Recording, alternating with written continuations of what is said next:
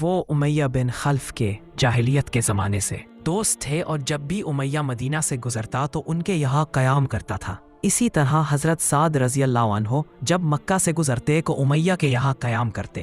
جب نبی کریم صلی اللہ علیہ وسلم مدینہ ہجرت کر کے تشریف لائے تو ایک مرتبہ حضرت سعد رضی اللہ عنہ مکہ عمرہ کے ارادے سے گئے اور امیہ کے پاس قیام کیا۔ انہوں نے امیہ سے کہا کہ میرے لیے کوئی تنہائی کا وقت بتاؤ تاکہ میں بیت اللہ کا طواف کروں۔ چنانچہ امیہ انہیں دوپہر کے بعد وقت ساتھ لے کر نکلا۔ ان سے ابو جہل کی ملاقات ہو گئی۔ اس نے پوچھا، ابو صفوان، یہ تمہارے ساتھ کون ہے؟ امیہ نے بتایا کہ یہ سعد بن معاذ رضی اللہ عنہ ہے۔ ابو جہل نے کہا، میں تمہیں مکہ میں امن کے ساتھ طواف کرتا ہوا نہ دیکھوں۔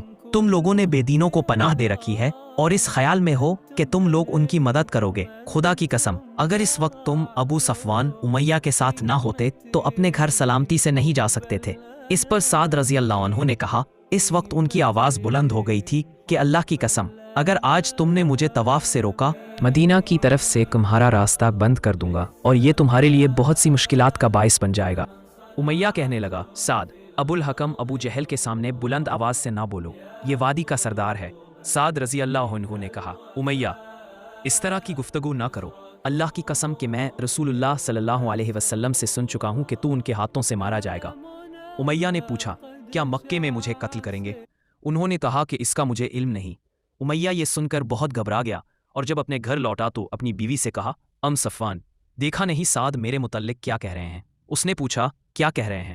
امیہ نے کہا کہ وہ یہ بتا رہے تھے کہ محمد صلی اللہ علیہ وسلم نے انہیں خبر دی ہے کہ کسی نہ کسی دن وہ مجھے قتل کر دیں گے۔ میں نے پوچھا، کیا مکے میں مجھے قتل کریں گے؟ تو انہوں نے کہا کہ اس کی مجھے خبر نہیں۔ امیہ کہنے لگا، خدا کی قسم، اب مکے سے باہر میں کبھی نہیں جاؤں گا۔ پھر بدر کی لڑائی کے موقع پر جب ابو جہل نے قریش سے لڑائی کی تیاری کے لیے کہا اور کہا کہ اپنے قافلہ کی مدد کو چلو تو امیہ نے لڑائی میں شرکت پسند نہیں کی، لیکن ابو جہل اس کے پاس آیا اور کہنے لگا، اے ابو صفوان، تم وادی کے سردار ہو، جب لوگ دیکھیں گے کہ تم ہی لڑائی میں نہیں نکلتے ہو تو دوسرے لوگ بھی نہیں نکلیں گے۔ ابو جہل یوں ہی برابر اس کو سمجھاتا رہا۔ آخر مجبور ہو کر امیہ نے کہا، جب نہیں مانتا تو خدا کی قسم اس لڑائی کے لیے میں ایسا تیز رفتار اونٹ خریدوں گا جس کا ثانی مکے میں نہ ہو۔ پھر امیہ نے اپنی بیوی سے کہا، صفوان، میرا سامان تیار کر دے۔ اس نے کہا، ابو صفوان، اپنے یثربی بھائی کی بات بھول گئے؟ امیہ بولا، میں بھولا نہیں ہوں، ان کے ساتھ صرف تھوڑی دور تک جاؤں گا۔ جب امیہ نکلا تو راستے میں جس منزل پر بھی ٹھہرنا ہوتا یہ اپنا اونٹ اپنے پاس ہی باندھے رکھتا۔ وہ برابر ایسا ہی احتیاط کرتا رہا یہاں تک کہ اللہ تعالیٰ نے اسے قتل کرا دیا۔